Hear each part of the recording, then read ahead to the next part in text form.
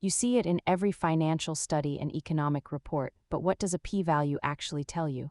Let's simplify the math. At its heart, the p-value is a measure of probability. It helps us decide if results are real or just a lucky coincidence. A p-value of 0.05 is the gold standard. It means there's only a 5% chance the result happened by random luck.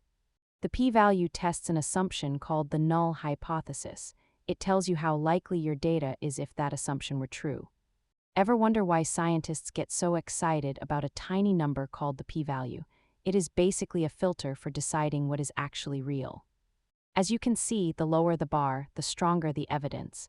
Anything above 0.05 is usually considered inconclusive or just noise. Always remember that statistical significance does not mean practical significance. A trend can be real without being meaningful for your portfolio. Understanding these metrics helps you read financial reports more critically. If you found this helpful, subscribe for more money basics.